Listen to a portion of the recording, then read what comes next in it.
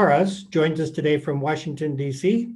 He is counsel at Arnold & Porter, an international law firm with more than 1,000 lawyers. And like Karen, Andras specializes in national and international tax-exempt organizations. You will notice when he begins speaking, has a very unique accent. Andras and his family immigrated to the United States from Hungary when he was 12 years old. And he brings a wealth of experience today, having spent his entire career in nonprofit governance. Just out of law school, Andras was a research assistant to Marion Fremont Smith, who offered the book Governing Nonprofit Organizations. He then spent time at the Council on Foundations, where he helped run COF's Good Governance Project. And now at Arnold Porter, he helps both national and international organizations, tax-exempt organizations, with their grant making and their business practices. Andras, like so many of us, is working from home today with his two assistants, which is 7 years old and the other is 4.5. He's not expecting them to assist on the call, but in the age of Zoom, you never know. Andras' takeaway for you today is be informed and deliberate as a donor. Don't wing it. And finally, I'm coming to you today from Philadelphia, where I'm on assignment at the Snyder Foundation. My permanent home is actually in Denver.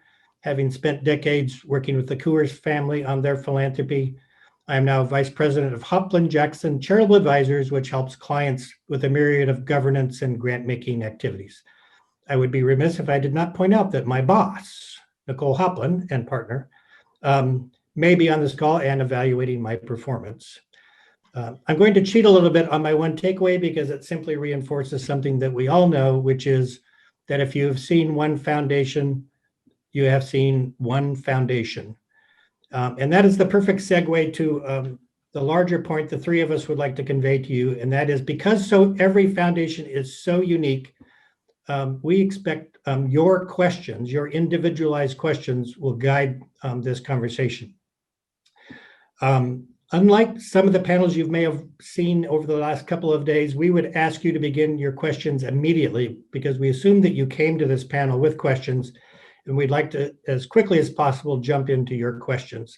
We assume they'll fall into one of three primary categories, sort of the essentials of a grantee agreement, missteps and miscommunications that can happen with grant agreements, and the monitoring and enforcement of grant agreements. But to get us started, I'm going to throw out a question to our two panelists, Andras and Karen. And that first question would be, are grant agreements a legal requirement or are they a best practice? Andras or Karen? Well, maybe I'll take that first, John, and thank you for posing the question. And I'm not coming from a legal capacity, so that's why I thought maybe I'll take the first stab at it.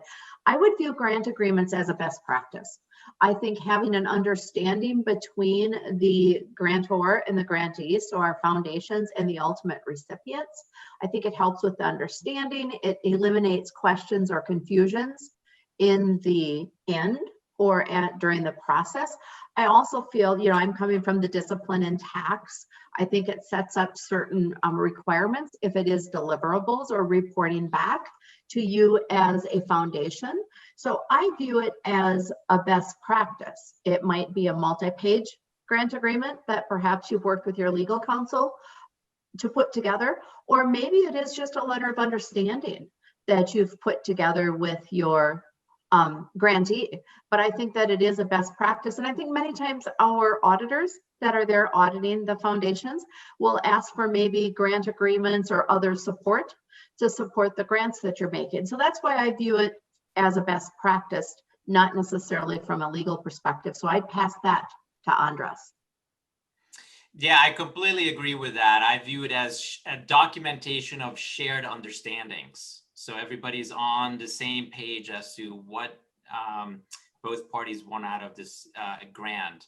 And to narrow down the legal requirement for private foundations giving grants to certain organizations, mostly non-501c3s, there would be a legal requirement to have a specific written grant agreement. But if you're giving a grant to pretty much any type of 501c3, you can forego a grant agreement. In certain cases, you might need it if there's some lobbying involved. You might need to document that you're not earmarking any money for lobbying. Yes. So Andres, as long as you're on that tack, why don't you, in a thumbnail sketch, give us the essential components of a good grant agreement? Well, I would certainly view as, and I think Karen reflected this, the purposes and the description of what you're funding, what the grantee is supposed to be doing. That, for me, is a key component. And then certain provisions depending on specific circumstances. So what happens as a lawyer? We're always thinking about the worst case scenario, right? I think of as escape clauses. What are your escape clauses, your exit clauses if something goes wrong, if you want to get out of this deal? That I think is also an essential component of a grant agreement, whether it's having to get money back, repurposing money, if the project doesn't work out, what happens? And then there are a lot of legalese provisions that sometimes lawyers put in towards the end. Were often labeled as miscellaneous provisions. And those, I think, can depend on how the circumstances, those, a lot of that can be, in my view, cut down for smaller, fairly simple grants. Some of those might be more important for much more complex grants, especially if you are funding grantees in foreign grantee or grantees that are not in your specific state. So you want to make sure you know what laws apply. But for me, it's really purposes, how to get out of the agreement, and monitoring, and a provision around monitoring and accountability are key components. Let's talk about the misconceptions of grant agreements. There's a generally pervasive view, I think, among a number of foundations that grant agreements must include restrictions on lobbying. Is that true? For certain types of grants, yes. If you're giving an unrestricted general support grant, then you do not need to include a restriction on lobbying. You can give the money unrestricted, and the grantee can, in fact, use that money for lobbying. You didn't earmark it, but they can end up using that. If you are giving a restricted grant for a specific project, then foundations typically include that restriction to ensure that, given that the money is being earmarked for a specific project, that you are not earmarking, the foundation is not earmarking that grant for any lobbying or advocacy that the foundation couldn't do. But you could also take a look at the project, and if there is clearly no indication of lobbying or advocacy related activity in that project and the budget of that project, you could still forego that prohibition and just rely on the project. Most foundations tend to be risk averse in that area, so they typically include the prohibition for project restricted grants. I'd be curious if Karen has a response to that. From an accounting point of view, do auditors care if grant agreements do not have prohibitions on lobbying in their grant agreements? Good question, John. I don't think the auditors would care whether or not there is, in essence, a restriction on the lobbying in the grant agreement itself. I think the general guidance is we would follow what legal has advised. I think where the auditors would care is perhaps if it's a multi-year grant, truly being able to use that grant agreement to support the way the grant is accounted for within the financial statements, the way it is within your financial system. So again, I think it's there to support the audit process, but again, it shouldn't be the driver of the reason why you put a grant agreement in place. That makes sense. Karen, in your takeaway, you're imploring the listeners on this call, on this panel, to be more flexible in their grant agreements going forward, because maybe that's one of the positive side effects of COVID. Are there things that donors should be aware of, language they put in grant agreements that potentially could actually inadvertently make life more difficult for grantees? And could you talk a little bit about, if there's such a thing, what kind of language we should be careful not to put in grant agreements? Yeah, it's a very good question, John. I think so many times we think in terms of the funders that are going to the public charities. So we as foundations are funding certain programs, and we think in terms of we are there to fund the program. We perhaps do not want our foundation dollars to be used for administrative type functions or administrative type purposes. And I think that's one thing we've seen with COVID is as the programmatic activities of our grantees have changed, the foundation community has really stepped up and has been flexible in working with the grantors or the grantees in maybe changing some of those restrictions. I like to challenge back to whether it's a grantee making a request of us or even the grantor that's answering a request that came to them, is just asking the question whether or not the nonprofit is really using, should I say, a full cost basis when they put together that grant request. You know, knowing that even if we're running a food shelf or we have a program that is serving the community, there's still those administrative costs that support that program. So just knowing that as the grant dollars go out the door, a certain element of administrative costs are just inherent to that program. So just being flexible and perhaps not quite as rigid in saying we only fund the program, we're not going to fund any element of administration, because I think administration is even key to our grantees programs that they're carrying out day in, day out. So that would be my response to the question. Anything in terms of how they, any cautions in terms of how you write it as it relates to how they recognize revenue from their point of view?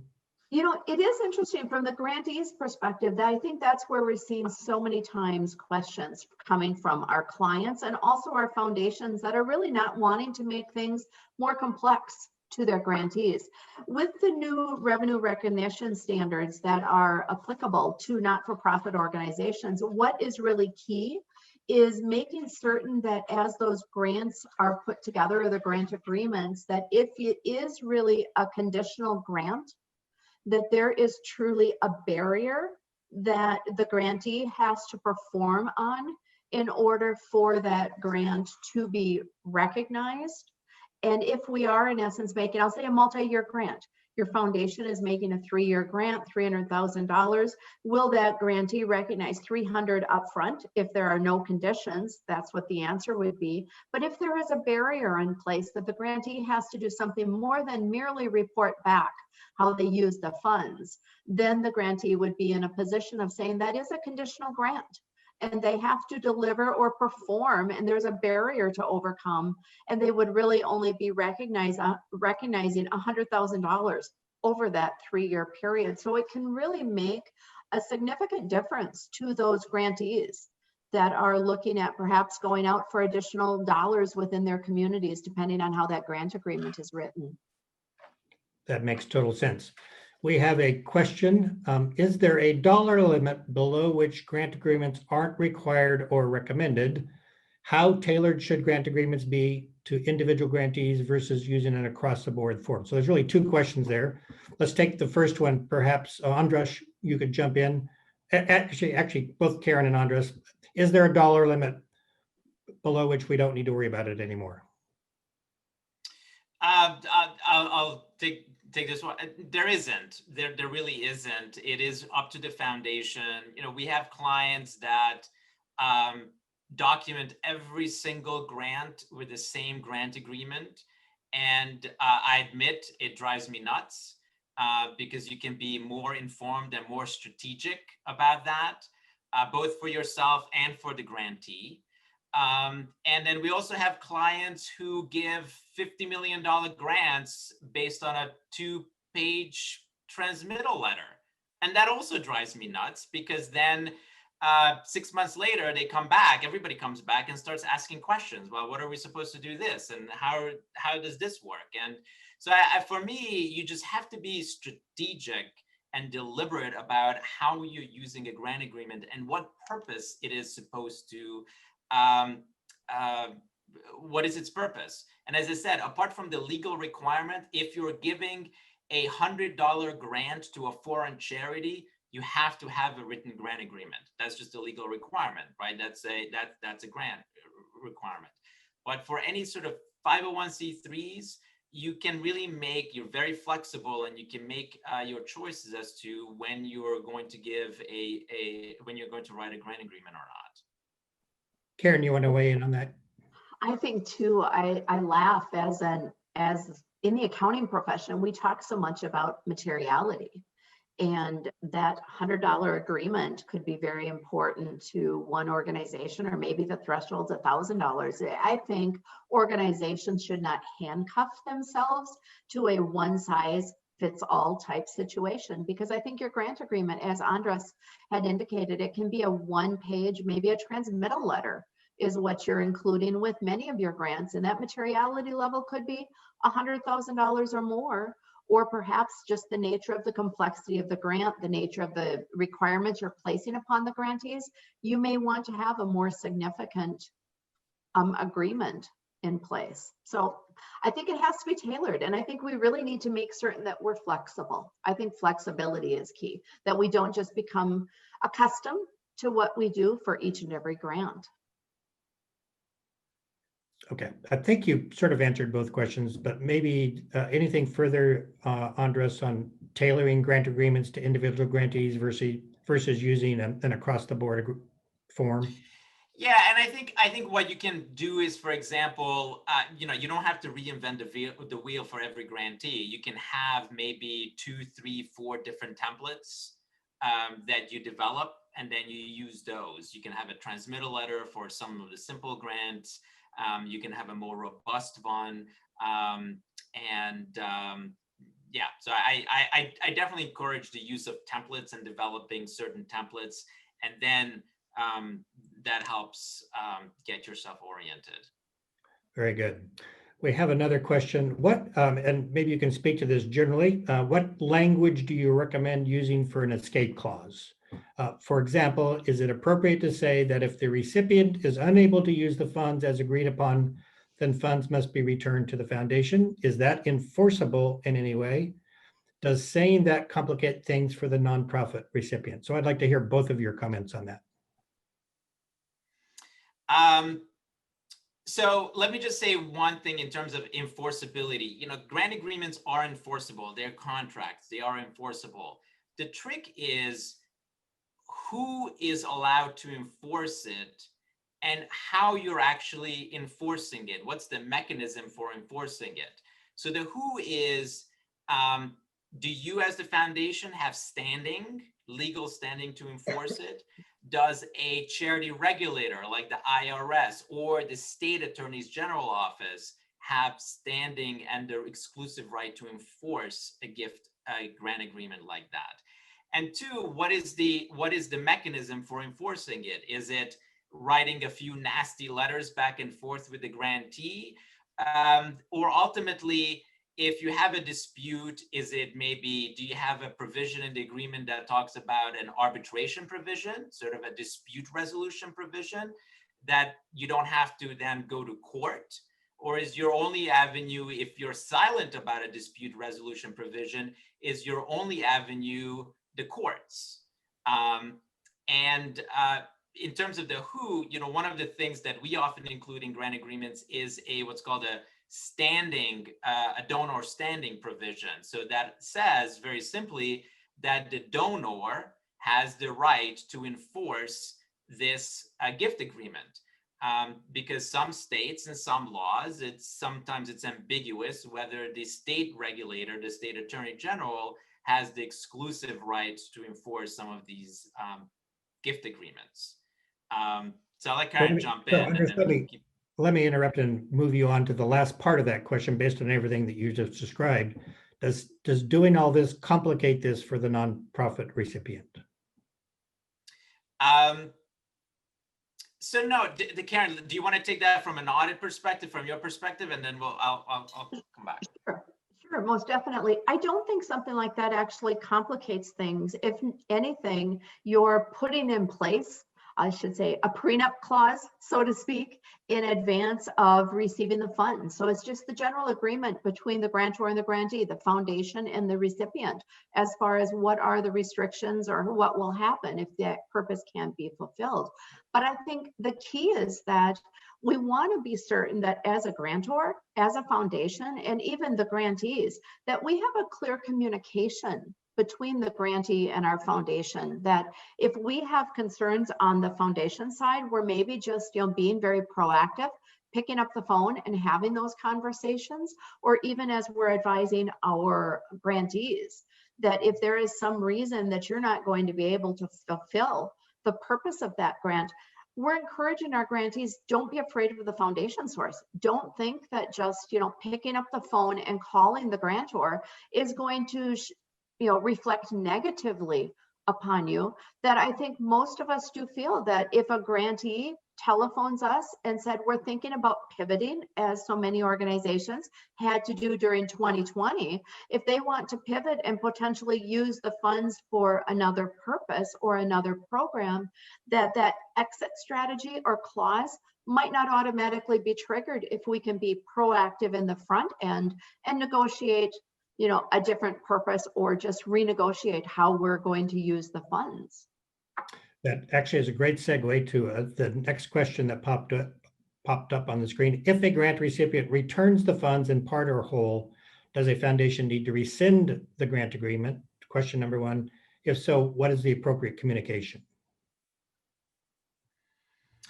I don't think you need to rescind it. I think you can send a communication, and it can be simply by email, frankly, that the grant is now terminated. Just to be clear again, that okay, we're done with this grant agreement. Maybe we'll do something again or do a different grant agreement, but that this agreement that we have in place has now come to an end. So I think that's what you want to be clear about. And also, I think back to Karen's point, the communication and just being clear about the circumstances in which funds would have to be returned is just important. And from the grantee's perspective, they certainly don't want to have a provision that allows a foundation to pull back a grant for any reason whatsoever, right? Because that can be a significant hardship on their budgeting and on how they're planning their activities. And also being clear as to what you're pulling back. So is it unspent grant funds that you might be pulling back, but giving flexibility that if a grantee has made reasonable commitments to certain third-party vendors or consultants that they're using to implement a program, and the grantee is on the hook to pay those amounts, then they would, even though they haven't actually spent those funds yet, they're committed, so they wouldn't be out of pocket. So I think those are some of the issues to think through in terms of when you're writing these escape clauses, is what triggers an escape clause, and just being careful about that. Karen, did you want to add anything to that? The one item that I was going to add, and not so much on the escape clause, but the reporting back, is I think that as a grantor, as a foundation, especially our private foundations that are together, the reporting back is so critical, as Andres had indicated, is if those grants are going to, non-501c3s or your international grants that you're making, perhaps some program related investments that you're making, that's how you are accomplishing your granting, is those reports back are really mission critical from an IRS reporting perspective. So just ensuring that, again, through that monitoring process, if there is in essence an escape clause that's triggered, you could still have some reporting that you must make certain that you're securing from a tax perspective. That was the only comment that I had. Is it the donor's responsibility to monitor compliance with a grant agreement? That's a very good question, and I'm going to answer from an accounting perspective. I think it is, we do as a donor have the requirement to ensure that the funds are used for the intended purpose. But I think to some extent, we are pushing that, we're deputizing our grantees to report back to us, and through their reporting back, they are assuring us of how the grant funds were actually used. So I think it is our requirement, but our grant agreements or the general agreement that we have with our grantees is we're pushing that to the grantees to report back to us and communicate, so we have that documentation in our file. And from a legal perspective, the donor has much greater responsibility to monitor the use of the funds for grants to non-501c3s, your foreign charities and others. And that's kind of the legal requirement from an expenditure responsibility rule. But when you're making a grant to a C3, the IRS assumes that anything and everything that the C3 does is charitable. So there really is no requirement to monitor it as a matter of law. But as we all know, we're here to talk about best practices, really, and we're all trying to follow best practices. And so most foundations do have some sort of way to try to follow up and monitor, even if it's through a light touch. Because even if it doesn't necessarily impact the legal liability on the donor side, it does impact its reputation, right? You don't necessarily want to have, you don't want to be surprised by a scandal at a grantee that then gets reported, such and such foundation has been a major funder of this grantee, and all of a sudden they're splashed all over the front page of your local newspaper. So would it create liability for you? Most likely not, but it creates a reputational issue, and obviously a question for you in terms of, are my grant funds being efficiently used? I think I heard the answer to this question. So if you do not have a grantee agreement and the funds are misused by the nonprofit, is there any liability to the foundation? There should not be. That's I think the closest I can answer from a legal perspective, because of course, as we know, at the end of the day, it's everybody has the ability to sue everybody for anything. So there's no prohibition on some third party potentially who has damaged or hurt by a grantee to see if they can reach the funder. But even if they try to do that, they would have to file a claim in good faith. And unless you are, as a donor and funder, controlling the actions of a grantee, there really is no nexus for liability purposes to connect the grantee to your funding. So it's in very rare and specific circumstances where liability would really arise. Gotcha. Would both of you comment on the following question? Should the grant agreement be the vehicle by which donor intent is enforced? I'm going to defer to Andres since you're talking enforcement with this. I think I view donor intent tied in with describing the purposes of the grant in the grant agreement. So for me, the purposes section really is a key provision to describe donor intent. And I think you can think about donor intent in a couple of different ways. One, include all the stuff that you want in the agreement, carefully worded, that you really want enforced, and you really want, again, if the grantee is going off rogue and off mission and not following the purposes and description of those activities, you can go after them. And things that are really important to you. And then you could actually have a softer side, a more discretionary, non-binding section, maybe even in the introductory section of the grant agreement, that describes overall the goals and purposes and wishes and desires and maybe how this grant arose and what you're ultimately trying to accomplish, that's almost like a description of your wishes and hopes. That would be great if that was what was accomplished, but you're not necessarily going to hold the grantee to them. And it might give a little more context to the grantee in how you're going about your program. So those are ways that I sometimes think about donor intent.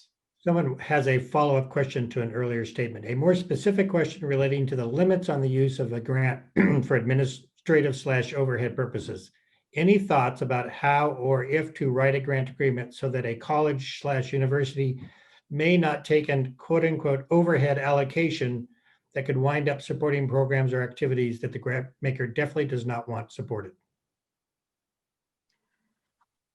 That is a very good question. And I wish I had the magic bullet answer. And I don't know, Andres, if you have encountered this, but again, just being very specific within the agreement of what you want to have supported versus, I don't want to say be negative, but this is the purpose and it's not the intent to go beyond that purpose. So I think just being able to put pen to paper and as specific as you can be in limiting what it is intended for. And if it is necessary to say this is what we will not fund, and if you are very strong in those areas in your beliefs and how you want those grant funds to be used, that you include that in the agreement also.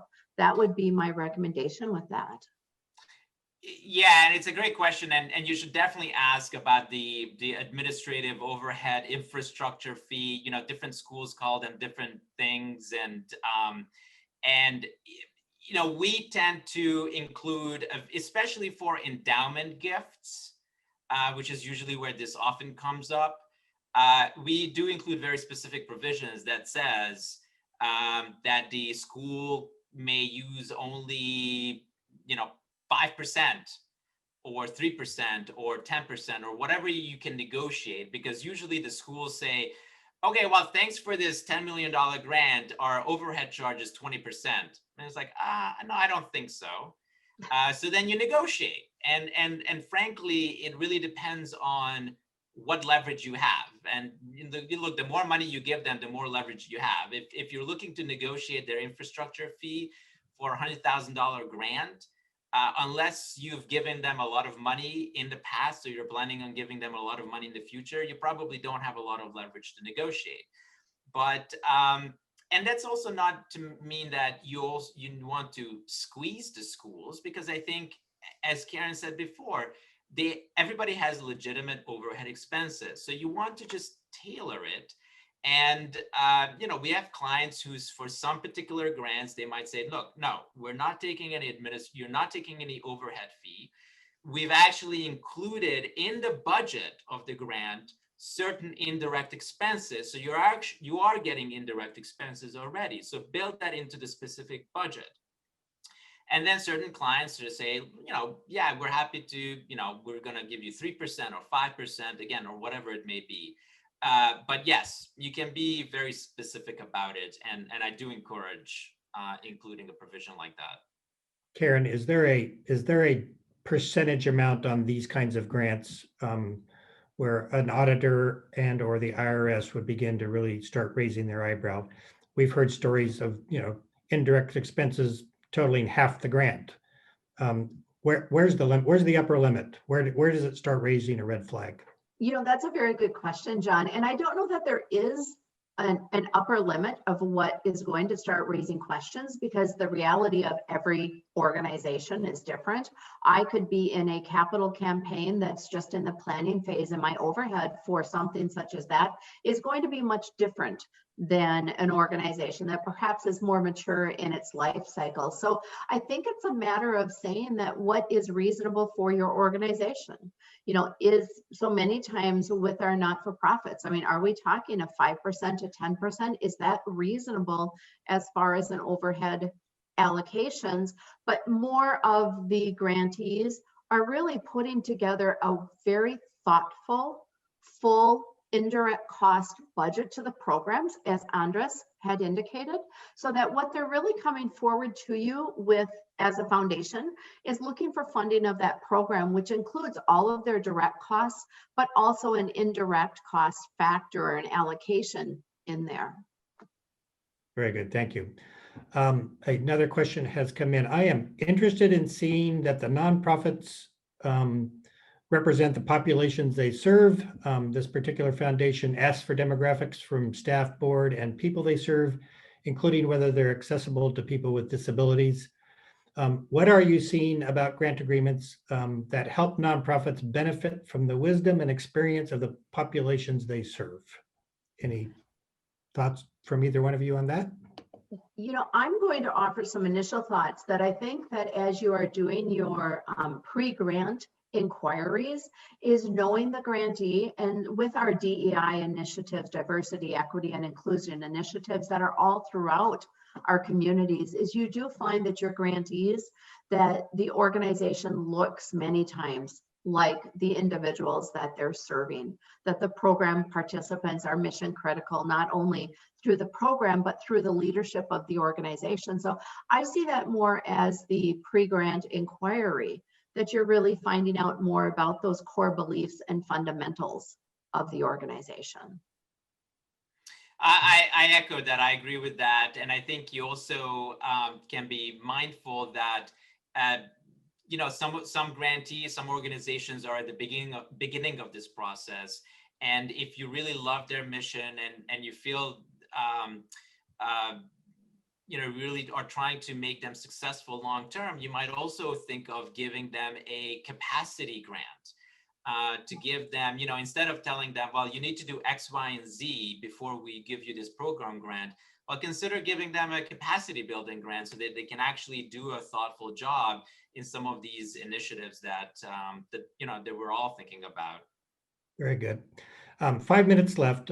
Another question has come in. Should we include some language in the agreement about grantees not receiving majority of their funding from one donor? Is that still an issue for grantees? Opinions by either of you? I will say that I think that is very important, that as you're talking capacity building, as you're looking at assisting your grantees, you're looking to help them throughout their own compliance. I think it's very important as a funder that that is somehow communicated to the grantees. You know, your more sophisticated grantees are perhaps relying upon and looking to professionals or internally at their public support computations. But as a funder, if there is a chance that you could, you know, put that organization in a tipping situation, I think those communications in advance of the grant being made are truly mission critical for that grantee. There'll be many times the response back that you receive is yes, we've already taken that into consideration. But then there'll be many other times where the grantee will give you a response to say, we need to look at that and we'll be back in touch. So I think it's really very important. Just a point of clarity, Karen, are you suggesting that it should be in the grantee agreement? I think it should, whether it hits the grant agreement or it is a consideration as you're looking at the pre-grant inquiry that you have with your grantee. So I'm not certain that it has to hit the grant agreement, but it's part of perhaps that inquiry Gotcha. that you're conducting. Andres? And I think from my perspective, it would depend on the grant and the purpose. So for example, if you're giving a multi-year grant, maybe as a condition or a milestone is that by year 2, you've increased the number of donors and supporters to the organization. So again, it sort of depends where you want to go. I completely echo Karen's perspective that it really should be part of your due diligence process. And I usually don't see that as part of a grant agreement, but you can build it in if that's a very important milestone that you want the grantee to reach. And I would say that, you know, the tipping is, right, the concern that because of your grant, you're tipping the grantee from a public charity into a private foundation, you know, without going into the details of the rules, the foundation doesn't really have to worry about liability if that happens because of your grant anymore. But because you can get away with doing it once, but then of course, if you try to do a follow-up grant and you've tipped them, then you're going to have difficulty doing that grant, that follow-up grant. So I think the tipping is really best in the due diligence phase. Very good. We have about 2 minutes left. Karen and Andres, do you want to give them yet another one big takeaway for this session? I guess my takeaway would be that you walk away perhaps reconsidering how you've been utilizing your grant agreements historically, and maybe just feeling as though a one size fits all does not have to be used in every instance. Is being creative and taking forth, as we talked about earlier, some of those best practices that we've seen within 2020 and incorporate that into your grant agreements as you go forward. So many people in our foundation community are so very flexible with those charitable dollars, and just being able to continue that flexibility into the future. Andres, how about you? Yes, again, I echo that, and just be strategic, be deliberate and thoughtful as to how you're using your grant agreements. And just to follow up on the theme of the schools, because we do so many grants to schools, again, that's an example where you need to be informed, you need to be strategic. Please do not accept the 2-page grant agreement that the school will send you in response to, hey, I want to give you a grant to school. The development office is going to send you a 2-page grant agreement. It does not serve your purposes as a funder, and frankly, it does not serve the school's purposes as the recipient of the funds. So maybe it's a starting place for some provisions, but you can really do much better, especially if you're doing complex endowment fund grants. There are so many different issues to consider, and you need to be informed, especially with respect to giving to schools. With the few seconds that we have left, I will just let you know that both Andres and Karen are available. You can reach out to them if you have more specific questions. This wasn't meant to provide accounting and/or legal advice, so you can also check with your own accounting firm and your own counsel if you have specific questions related to your grant agreements. Any other thoughts, Andres or Karen? No, except to wish everyone all the best as we go down 2020 and into 2021. I think 21 can't come soon enough for many of us. Yes, hopefully next time we are actually meeting in person.